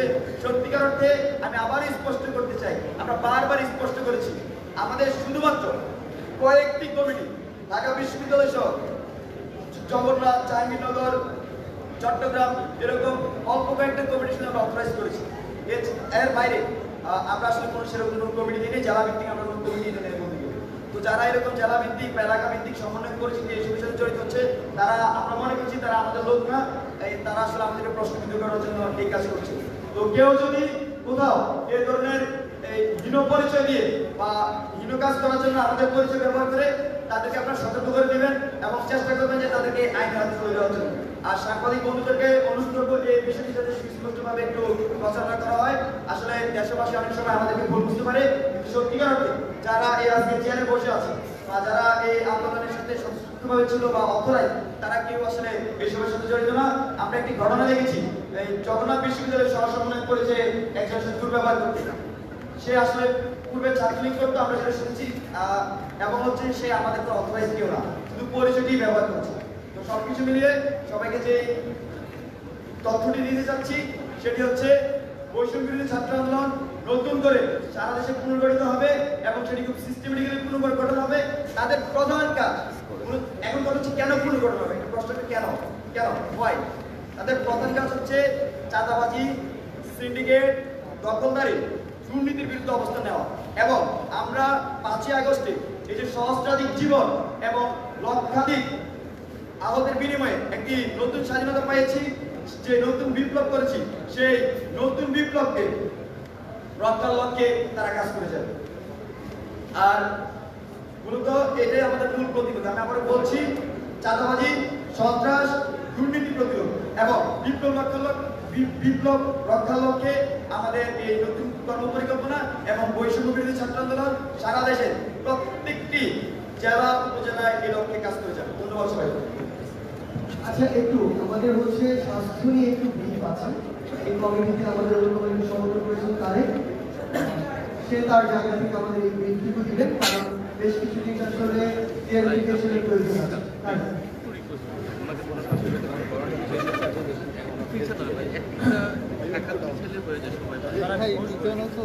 বৈষম্য বিরোধী ছাত্র আন্দোলনের আমাদের 5ই আগস্ট বিজয়ের পক্ষে সবচেয়ে ছিল সেটি হচ্ছে শহীদ এবং আমাদের যারা আহত আছেন তাদের তথ্য, সঠিক তথ্য বের করে আনা এবং তাদেরকে যথাযথ মর্যাদা সহ তাদের যে ক্ষতিপূরণ দেওয়া এবং তাদের আর্থিক সহায়তা প্রয়োজন হবে সেগুলো দেওয়া। সেই বিষয়টি নিয়ে জনগণের দুরকম প্রত্যাশা ছিল। 1, সরকার এগিয়ে আসুক, 2, বৈষম্য বিরোধী ছাত্র আন্দোলন এগিয়ে আসুক। জনগণের যেই আশাটি ছিল তার ভিত্তি হলো এই মানুষগুলো আমাদের জন্য আমাদের গাড়িতে ভাড়া দিয়ে এসে পুলিশের গুলি খেয়েছেন, বিজিবির গুলি খেয়েছেন, আর্মির গুলি খেয়েছেন, তারা শহীদ হয়েছেন, আহত হয়েছেন। সুতরাং তাদের দায়িত্ব নেওয়া আমাদের প্রয়োজন। এই বিষয়টিকে আমরা খুব স্পষ্টভাবে আগেও বলেছি যে বিগত যে সরকার ছিল তারা গুলি করেছে, বিগত যে রাজনৈতিক দল ক্ষমতায় ছিল তারা তাদেরকে আহত করেছে। তো আমরা যখন নতুন সরকার পেলাম, আহত এবং শহীদদের দায়িত্ব নেওয়ার প্রধান দায়িত্ব ছিল সরকারের, আমাদের নয়। এই কারণে আমরা যেটি চেয়েছি সেটি হচ্ছে সরকার, এটি কোনো রাষ্ট্রীয় চলতে পারে না যে সকল দায়িত্ব ছাত্ররা নিবে, সকল কিছু ছাত্ররা চালাবে। আমরা চেয়েছি সরকার যাতে তাদের যথাযথ মর্যাদা প্রদান করে, তাতে সঠিক তালিকাটি প্রণয়ন করে এবং প্রকাশ করে। সেই বিষয়ে সহযোগিতার জন্য আমাদের কেন্দ্রীয় স্বাস্থ্য বিষয়ক কেন্দ্রীয় কমিটি করা হয় এবং আমরা এখন পর্যন্ত গভর্নমেন্টের সাথে কোলাবোরেশনের মাধ্যমে আমরা ডেটা কালেকশন করছি গভর্নমেন্ট এবং প্রাইভেট হসপিটাল থেকে। আপনাদেরকে আগেও জানিয়েছিলাম, এখন পর্যন্ত আমাদের যে আপডেট সেটি আমি দিয়ে দেবো। সেটি হচ্ছে এখন পর্যন্ত আমাদের কাছে টোটাল কেস এসেছে আহত 17,926টি, তার মধ্যে গভর্নমেন্ট হসপিটাল থেকে এসেছে 15,542। বলতে পারেন যে প্রাইভেট হসপিটাল থেকে কেস একটু কম কেন? তার প্রধান কারণ হচ্ছে প্রাইভেট হসপিটালগুলো এতকাল যাবত সরকারকে কোনো রকম তথ্য দিয়ে সহায়তা করতো না। এই কারণে তাদেরকে নতুন করে ম্যানুয়াল দিয়ে ট্রেনিং এর মাধ্যমে তাদেরকে তাদের হচ্ছে লজিস্টিক্স এর মাধ্যমে নতুন করে তাদেরকে প্রস্তুত করা হচ্ছে, যার জন্য আমাদের কিছুটা সময় লেগে যাচ্ছে। আমি আরো বিস্তারিত দিয়ে দিই। আউটডোর কেস আছে 10,739, ইনডোর কেস 6,748 এবং ব্রড ডেড যাদেরকে মৃত অবস্থায় হসপিটালে আনানো ছিল তাদের সংখ্যা মেডিকেলি ভেরিফাইড 439 এবং টোটাল ডেথ হচ্ছে 617। এর মধ্যে ডিসেবিলিটি যারা অঙ্গহানি হয়েছে, সম্পূর্ণরূপে পা বা হাত হারিয়েছেন, তাদের সংখ্যা 201 এখন পর্যন্ত সরকারি হিসাব মতে। তবে এখানে আমাদের কিছু বলার আছে। প্রথম কথা হচ্ছে এখানে অনেক নিখোঁজ মানুষ আছেন, তাদের নিখোঁজদের জন্য আমরা একটা আলাদা ডেটাবেস প্রস্তুত করছি, আশা করি আজকে বা কালকের মধ্যে লাইভ হবে। দ্বিতীয়ত, সরকারি এর আগে যে গুন্ডা, ছাত্রলীগের গুন্ডা পান্ডারা, যুবলীগ আওয়ামী লীগের গুন্ডা পান্ডারা জোর করে হসপিটাল থেকে আহত নিহতদেরকে বের করা হয়েছে, ডেটাবেস নষ্ট করা হয়েছে, তথ্য গায়েব করে দেওয়া হয়েছে। এই বিষয়ে শুধু তারাই জড়িত ছিলেন না, স্বয়ং দুর্ভাগ্যজনকভাবে বলতে হচ্ছে ডাক্তার, হসপিটালের ডিরেক্টররা পর্যন্ত জড়িত ছিলেন। তাদের অভিযোগ আমাদের কাছে আছে, আমরা এগুলো সরকারের কাছে দিচ্ছি, তদন্ত সাপেক্ষে আমরা তাদেরকে সরকার ব্যবস্থা নিয়ে আমরা সেই বিষয়ে আমরা আমাদের দাবি দাওয়া জানাবো।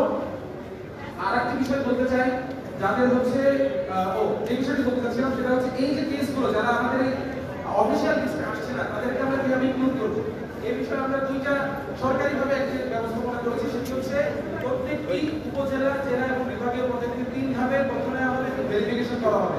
অর্থাৎ প্রতিটি উপজেলায় কিন্তু একটা নিয়োজিত পিও আছেন, যে উপজেলা স্বাস্থ্য কমপ্লেক্সে তার কাছে কি আপনি তথ্য দিতে পারবেন যে আমার অমুক শহীদ হয়েছেন বা আমার পরিবারের কাউকে হয়েছিলেন, কিন্তু ভয়ে আমরা হসপিটালে যেতে পারিনি, গিয়েছি কিন্তু নাম পরিবর্তন করা হয়েছে, অন্য নাম দেওয়া হচ্ছে, ফেক মোবাইল নাম্বার দেওয়া হয়েছে, আপনারা তথ্যগুলো দিতে পারবেন, তারা ভেরিফিকেশন করবেন। দ্বিতীয়ত হচ্ছে আমরা একটি সেন্ট্রাল ডেটাবেস আমাদের পক্ষ থেকেও করব। এছাড়া বিভিন্ন এনজিওর যে তথ্য আমরা কালেক্ট করেছি সেগুলো আমরা হচ্ছে ভেরিফিকেশনের মাধ্যমে মন্ত্রণালয়ের কাছে দিচ্ছি এবং সেগুলো তারা ইনক্লুড করছেন। এখনো সেটা অফিসিয়াল লিস্টে যুক্ত করা হয়নি। 3 নম্বর বিষয়টা হচ্ছে অঙ্গহানি যাদের হয়েছে তাদের বিষয়ে স্পেশাল কেয়ার প্রয়োজন, যাদের রিহ্যাবিলিটেশন প্রয়োজন, সেই বিষয়ে সরকার এখন পর্যন্ত কি ব্যবস্থা গ্রহণ করেছে। অঙ্গহানির ব্যাপারটি আমরা মন্ত্রণালয়ের প্রধান আমার সঙ্গে এবং বিভিন্ন এনজিও এবং পশু শিল্প সমিতির সাথে বৈঠক করে যে বিষয়টি আমরা একটি ডিসিশনে এসেছি সেটি হচ্ছে যাদের প্রস্থেটিক দরকার, যাদের বিভিন্ন লিঙ্কস প্রয়োজন, তাদেরকে বিভিন্ন এনজিও এবং বিদেশি সংস্থাগুলো একদম উন্নত মানের মানে অতি আধুনিক যে প্রস্থেটিক আছে সেগুলো তারা প্রোভাইড করতে চেয়েছেন এবং আমরা একটি চুক্তির মাধ্যমে এগুলো ফাইনালাইজ করার প্রক্রিয়ার মধ্যে আছি। বাংলাদেশের ব্র্যান্ডকে উল্লেখ করতে হচ্ছে, তারা আগ্রহ জানিয়েছেন, যার জন্য তারা প্রস্থেটিক আনবেন। চায়নার একটি প্রতিনিধি দল আমাদের সঙ্গে দেখা করেছেন, আলোচনা করেছেন, তারা বলেছেন যে তারা প্রস্থেটিক দেবেন আধুনিক, এবং আমরা চাচ্ছি দেওয়ার মধ্যে যেন সেটা না হয়ে যায়। আমরা চাই যে কারণ এদের একটা দীর্ঘ সময়, লম্বা সময় পর্যন্ত কিন্তু তাদের হচ্ছে এই মেইনটেনেন্সের প্রয়োজন হবে, চেঞ্জ করার প্রয়োজন হবে। একটি চুক্তির মাধ্যমে যে তারা 5 বছর কিংবা 10 বছর তাদেরকে সার্ভিস দিয়ে যাবেন, যাতে তারা একটু পূর্ণ হবে এবং এরপর তাদেরকে রিহ্যাবিলিটেশন প্রয়োজন, যারা চক্ষু হারিয়েছেন তাদেরকে বিভিন্ন ভোকেশনাল ট্রেনিং এর মাধ্যমে তাদের পুনর্বাসনের কথা আমরা বলেছি। চক্ষু এখন সবচেয়ে ইম্পর্টেন্ট যে কেসগুলো যারা আমাদেরকে বাংলাদেশের চিকিৎসা ব্যবস্থায় আমরা চিকিৎসা করা কঠিন মনে হচ্ছে, তাদের মধ্যে দুইটা, একটা হচ্ছে তাদের চোখে গুলি আছে, চোখ হারাচ্ছেন, হয়তো মানে খুবই ক্রিটিক্যাল কন্ডিশনে আছেন। আরেকটি হচ্ছে যারা অর্থোপেডিক্সের, অর্থাৎ দেখা যাচ্ছে যে অনেক উন্নত চিকিৎসা ছাড়া যারা হচ্ছে অঙ্গহানি হয়ে যাবেন, হাঁটতে পারবেন না, হাত পা হারাবেন, তাদেরকে আমরা বিদেশে রেফার করার একটি বিষয়, এই বিষয়টিতেও আমাদেরকে সাহায্য করছেন Bangladesh association of pharmaceutical industry এবং বিশেষ করে স্বাধীনতা ফাউন্ডেশন, রেনাটা ফার্মাসিউটিক্যাল, তারা এই বিষয়টি আমাদের হেল্প করছেন। আমরা এখন এই মুহূর্তে 7টি এমন কেস নিয়ে কাজ করছি, যাদেরকে আমরা বাইরে পাঠানো, সিঙ্গাপুর এবং হচ্ছে থাইল্যান্ড, ব্যাংককে পাঠানোর প্রক্রিয়ার মধ্যে আছি। আরেকটি বিষয় আমরা বলতে চাই, সেটি হচ্ছে সারা দেশে হসপিটালগুলোকে সমন্বয় পরিচয় দিয়ে ডাক্তারদের সাথে যে যোগাযোগ করা হয়েছে, লিস্ট করা, এই সকল বিষয় আগেও বলেছি, আবারও বলছি, আমাদের এই স্বাস্থ্য কমিটির পক্ষ থেকে দেশব্যাপী একটি ভলান্টিয়ার কমিটি প্রণয়ন করা হয়েছে। কিছুটা ভেরিফিকেশনের জন্য আমরা সময় নিচ্ছি, কারণ যাকে তাকে আমরা দায়িত্ব দিতে পারি না। এই লিস্টটি আমাদের যে অনগোয়িং লিস্ট সেটি মন্ত্রণালয়ের কাছে আছে। এটি ফাইনালাইজ হলে মন্ত্রণালয়ের প্রত্যেকটা উপজেলায় পাঠিয়ে দিবে, প্রত্যেকটা সদর হাসপাতালে পাঠিয়ে দিবে। এই মানুষগুলো হচ্ছে তাদের তথ্য নিবে, বিশেষ করে যাদের তথ্য আসেনি, আমি আগেও বললাম মিসিং যে তথ্যগুলো, সেই তথ্যগুলো এন্ট্রি করার জন্য তারা হেল্প করবে এবং দেশবাসীর কাছে আমাদের আবেদন থাকবে তাদের কন্ট্যাক্ট নাম্বার সহ আমরা পাবলিক করবো, তাদের সঙ্গে যোগাযোগ করবেন। প্রত্যেকটি উপজেলায় যে মানুষগুলো আছেন যে তারা যে কোনো তথ্য তাদের কাছে দিতে চান আহত বা নিহত, তাদের সঙ্গে যোগাযোগ করবেন। আর একটি বিষয় সর্বশেষ যারা নিচ্ছে সেটা হচ্ছে যে এই যে জুলাই বিপ্লবে আমাদের গণঅভ্যুত্থানে যারা শহীদ হয়েছেন, আমরা জানি ৭১ যারা শহীদ হয়েছিলেন তাদের জন্য আমরা বিভিন্ন মেমোরিয়াল তৈরি করেছি, স্মৃতিসৌধ বানিয়েছি, শহীদ মিনার বানিয়েছি। কিন্তু এই যে দ্বিতীয় স্বাধীনতার যুদ্ধ আমাদের হয়ে গেল, তাদের জন্য আমরা হচ্ছে আমাদের এই স্বাস্থ্য কমিটির পক্ষ থেকে আহ্বান জানিয়েছি, তাদের জন্য তাদেরকে তো রাষ্ট্রীয় স্বীকৃতি দেওয়া হবেই ভেরিফিকেশনের পর, তাছাড়াও তাদের জন্য আমরা মেমোরিয়াল তৈরি করার আবেদন জানিয়েছি এবং সেই বিষয়টি নিয়েও আমাদের আশ্বাস দেওয়া হয়েছে এই ব্যবস্থাপনা নেওয়া হবে। আমার বক্তব্য আমি এখানে শেষ করছি। আচ্ছা, তাহলে ভাই প্রশ্ন উত্তর আছে কিছু? প্রশ্ন রাখবো। আচ্ছা সাজিদ ভাই, আমাদের আসলে দুটো স্পটে আমার সভা আছে যেটা 3টা থেকে অলরেডি আমরা অল্প সময় নেই, অল্প সময় প্রশ্ন শেষ করি। আচ্ছা আমাদের একটা প্রশ্ন আছে ভাইয়া। আপনারা বলছেন যে আজকে থেকে আপনারা আগামী দিনে রূপ রেখা নিয়ে আপনারা 6 আগস্ট সারা দেশে যাবেন, সেটা কি বৈষম্য বিরোধী আন্দোলনের ব্যানারে নাকি আপনারা অন্য কোনো রাজনৈতিক ফরমেশনের দিকে যাচ্ছেন? এটি একটি। আরেকটি প্রশ্ন হচ্ছে যে গত 16 বছরে আমাদের 3টি নির্বাচন হয়েছে, সেই নির্বাচনগুলোতে আসলে মানুষ ভোট দিতে পারেনি। নির্বাচন কমিশন সংস্কারের বিষয়ে অথবা নির্বাচন কমিশনকে ঢেলে সাজানোর বিষয়ে একটি নির্বাচনী ব্যবস্থার বিষয় নিয়ে আপনারা আলোচনা করেছেন। আমি কিন্তু আমার বক্তব্য স্পষ্ট করেছি, সারা দেশে আমরা দেখছি যে চাঁদাবাদী সিকিউরিটি থেকে শুরু করে বিভিন্ন ধরনের অপতৎপরতা চলছে, ষড়যন্ত্র চলছে। তো সেসব অপতৎপরতা ষড়যন্ত্রকে রুখতে এবং পাশাপাশি এই যে জুলাই বিপ্লব সেটিকে রক্ষা করার জন্য আমরা সারা দেশে বৈষম্যবিরোধী ছাত্র আন্দোলন থেকে সুসংগঠিত করে যাবে। আমার কাছে মনে হয় ওনার প্রশ্ন কি আর যে দ্বিতীয় প্রশ্নটি নির্বাচন কমিশন, দ্বিতীয় প্রশ্নটি অবশ্যই এই যে শেখ হাসিনা ফ্যাসিলিটি সিস্টেম গড়েছে, সেখানে বাংলাদেশের বিগত কয়েকটি নির্বাচন সুষ্ঠু হয়নি আমরা মনে করছি। 24 নির্বাচন, আমার নির্বাচন আর 14 নির্বাচন, তো সবকিছু মিলিয়ে আমাদের পক্ষ থেকে আমরা একটি স্বাধীন নির্বাচন কমিশনের জন্য আমরা সবসময় বলে যাবো, কাজ করে যাবো এবং বৈষম্যবিরোধী ছাত্র আন্দোলন বাংলাদেশের একটি গণতান্ত্রিক পরিবেশ তৈরি করার জন্য তারা বদ্ধ পরিকর বা সংকল্পবদ্ধ। একটা প্রশ্ন হচ্ছে বাংলাদেশের মানুষ প্রত্যেকটা সেক্টরে ওই আমি একটা প্রশ্ন রেখেছি গণমাধ্যমের কাছে। আপনারা তো আমাদেরকে প্রশ্ন করে ক্ষমতাকে প্রশ্ন করার চর্চা থেকে আমরা কাটতে যাচ্ছি। এখন আপনাদের কাছে আপনারা জনগণের কাছে জানতে চান আমাদেরকে বিভিন্নভাবে প্রথম থেকে রাজনৈতিক দল করবো কিনা, সেদিকে নিউজও হয়েছে যে আমাদের রাজনৈতিক দল করছে, কত তারিখের মধ্যে নিউজ হয়েছে, পরেও সেই আওয়াজটা হচ্ছে এখন করা হচ্ছে না। আপনারা জনগণকে কি আগে প্রশ্ন করেন যে তারা রাজনৈতিক দল চায় কিনা, তারা চায় কিনা এই বিভাজনের যে রাজনৈতিক যেটি ছিল সেটি থেকে তারা মুক্তি পেতে চায় কিনা। কারণ আমরা দেখেছি ক্লকওয়াইজ এবং এন্টি ক্লকওয়াইজ করাপশন। অর্থাৎ গত 16 বছর একজন করাপশন করেছে একটা নামে। আপনি ঢাকায় আপনার পরিবর্তন হয়েছে, ঢাকায় পোস্টারের জায়গায় পোস্টার আছে, ছবিগুলো ঠিক হয়েছে, তাই না? আর প্যাটার্নটা দেখেন সেই প্যাটার্নই আছে, 3টা ছবি, 2টা ছবি, নিচের ছবি, উপরে ফিক্স ছবি, 2 নম্বরের যে প্যাটার্ন সে হচ্ছে আর নিচে হচ্ছে যে ওইটা চায়। মানে এই প্যাটার্ন কিন্তু সেম আছে। আমি এই প্যাটার্নটা কবে প্যাটার্ন, এটা হচ্ছে যে প্যাটার্নের বিরুদ্ধে হচ্ছে আমাদের আন্দোলন ছিল। এখন আমরা রাজনীতি দল করছি কিনা সেই প্রশ্নটি আপাতত আপনাদের কাছে অনুরোধ করবো, আমাদেরকে না করে আপনারা জনগণের কাছে জানতে চান তারা এই ব্যানারের পরিবর্তন চায় কিনা, এই সিস্টেমের পরিবর্তন চায় কিনা, এবং এই সিস্টেমের পরিবর্তনের জন্য তারা নতুন রাজনৈতিক দল চায় কিনা, সেটা জনগণকে প্রশ্ন করুন, জনগণ নির্ধারণ করবে। বাকি কিন্তু বলে দিয়েছে আমরা জনগণের ভাষাকে রূপান্তর করি, জনগণের সিম্বলটা যে সিম্বলটা দেখায় সেটাকে আমরা ভাষায় রূপান্তর করি। জনগণ যদি চায় তাহলে কি আপনারা রাজনৈতিক দল গঠন করবেন? যদি জনগণ চায় আমরা সারা দেশে যে বিভাগীয় সফর এবং জেলা থেকে যে সফর করব, আমরা জনগণের যত ধরনের কথা আছে সেটা আমরা খুবই প্র্যাকটিক্যালি এবং সামনাসামনিভাবে শুনবো। জনগণের চাওয়ার ভিত্তিতে আমরা আমাদের সিদ্ধান্ত নিব, আমাদের কাজ জনগণের যে আশা আকাঙ্ক্ষা সেটাকে সোসাইটিকে প্রতিফলন করা, রাষ্ট্রের প্রতিফলন করা। আশা করি আমার বক্তব্য বুঝতে পেরেছেন। পরবর্তী প্রশ্ন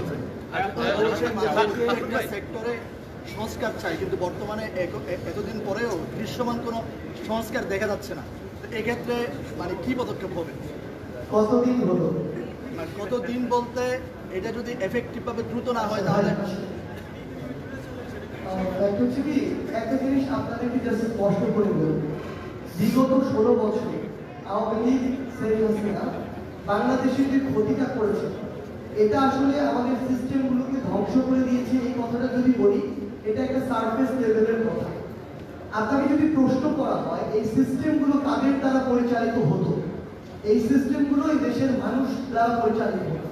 তার মানে এই মানুষগুলো দ্বারা ওই সিস্টেমগুলো করাপ্টেড হয়েছে, নষ্ট হয়েছে। আলটিমেটলি নষ্ট কি হয়েছে? মানুষের ওই মনস্তত্ত্বগুলো নষ্ট হয়েছে, চিন্তা, চেতনা, অভ্যাস বা বিভিন্ন ক্যারেক্টার, এগুলোর পরিবর্তন হয়েছে। তো আলটিমেটলি এই যে 16 বছরের যে ক্ষতিটা, সবার মনস্তাত্ত্বিক যে ফেসিজমের যে একটা জায়গা তৈরি হয়েছে অধিকাংশ মানুষের, প্রত্যক্ষ এবং পরোক্ষভাবে, এই মানুষগুলোকে আবার রেকটিফাই করে তাদের অভ্যাসগত আচারগত পরিবর্তন করে যখন সামগ্রিকভাবে আপনি একটি সিস্টেমের পরিবর্তন ঘটাতে যাবেন, তখন 16 বছর না লাগলেও তার অর্ধেক কিংবা তার 4 ভাগের 1 ভাগ সময় আপনার অবশ্যই লাগবে। এবং সবচেয়ে বড় কথা হচ্ছে, এগুলো মেট্রো রেল না, এগুলো পদ্মা সেতু না যেগুলো আপনি চোখ দিয়ে দেখতে পাবেন।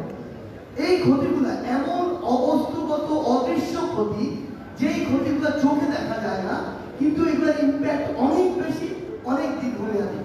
সেই জায়গা থেকে এই ক্ষতিগুলো বের হয়ে আসার জন্য আমরা বিশ্বাস করি আমাদের প্রত্যেকের ব্যক্তিগত জায়গা থেকে নিজেকে সংশোধন প্রয়োজন। আমি যদি সংশোধন হই, ধীরে ধীরে আমার সাথে থাকা ছোট ছোট সিস্টেম, পরিবার হোক, সমাজ হোক, একটি বড় কোম্পানি হোক, একটি রাষ্ট্র, দিন শেষে পুরোটাই ধীরে ধীরে সংশোধন হবে। আমরা বৈষম্য বিরোধী ছাত্র আন্দোলনের পক্ষ থেকে আমরা সরকারের কাছে জানাবো যে সরকারের যে জিনিসগুলো যত দ্রুত সংশোধন করা সম্ভব তারা যেন সেই পদক্ষেপগুলো নেয়। এবং আমরা প্রত্যেকটি মানুষকে তাদের জায়গা থেকে অনুরোধ করবো, আপনারা ব্যক্তিগতভাবে ওই অভ্যাসগুলো থেকে চাঁদা দেওয়া, ঘুষ দেওয়া, বিভিন্ন জায়গা থেকে সুদে অংশগ্রহণ করা, লাইন ভেঙে সামনে যাওয়ার জন্য ক্ষমতার অপব্যবহার করা, এই যে প্রত্যেকটি জায়গায় আপনি যদি করতেন, নিজের কিছু সুবিধার জন্য সিন্ডিকেট তৈরি করা, মানুষকে জিম্মি করার জন্য সিন্ডিকেট তৈরি করে অধিক মুনাফা দেওয়া, এই অভ্যাসগুলো তো আমাদের। এই অভ্যাসগুলো থেকে আমরা যেদিন বের হতে পারবো, সিস্টেমগুলো অটো পরিবর্তন হয়ে যাবে। আপনারা সবসময় বলেন সরকারের সঙ্গে সাধারণ মানুষের একটা ব্রিজ তৈরি করছেন, সেখানে আমরা দেখছি বিগত 5 তারিখের পর থেকে বিভিন্ন সময় পদত্যাগ আন্দোলন কর্মসূচি হচ্ছে এবং জোরপূর্বক পদত্যাগ করানোর চেষ্টা করছে, এবং সেখানে সমন্বয়করা কি ভূমিকা পালন করছে এবং যারা এখন দাবি উত্থাপন করছে, রাজপথে নামার আলটিমেটাম দিচ্ছে বা বিভিন্নভাবে উপেক্ষা করছে। এবং আজকেও আমরা শুনছি বিএসটিআইতে 2 জন সমন্বয়ক যাওয়ার কথা, পরে আবার শুনলাম স্থগিত করতে যায়নি, এই ধরনের কথাও আসছে। সেই প্রেক্ষাপটে আপনারা সরকারের কাছে যাদের বৈষম্যগুলো রয়েছে বিভিন্ন সরকারি বেসরকারি প্রতিষ্ঠানে, সেই জায়গাতে কি উদ্যোগ নেবেন এবং তাদেরকে কি আশ্বস্ত করবেন সরকার এবং যারা দাবি আন্দোলন করছে তাদের প্রতি আপনাদের বার্তাটা? আপনার প্রশ্নতে অনেকগুলো ডাইমেনশন আছে, সময় না, এই জন্য একসাথে করতে হয়। অনেকগুলো ডাইমেনশন। প্রথম বিষয়টা হচ্ছে কি, আপনাকে একটা জিনিস মাথায় রাখতে হবে, প্রভু চলে গিয়েছে, রাস্তায় কিন্তু এখন যায় না। প্রভু কিন্তু থাকে একজন, কিন্তু গত 16 বছরে এত লক্ষ কোটি দাস উৎপাদন করেছে, এখন আমাদের যুদ্ধটা কিন্তু এই দাসদের বিরুদ্ধে। এবং আপনাকে মাথায় রাখতে হবে, গত 16 বছরে বাংলাদেশ শুধু একটা প্রতিষ্ঠান একটি ছিল, আর অন্য কোনো প্রতিষ্ঠান কিন্তু একটি ছিল না, এবং সেটা শুধুমাত্র গণভবন।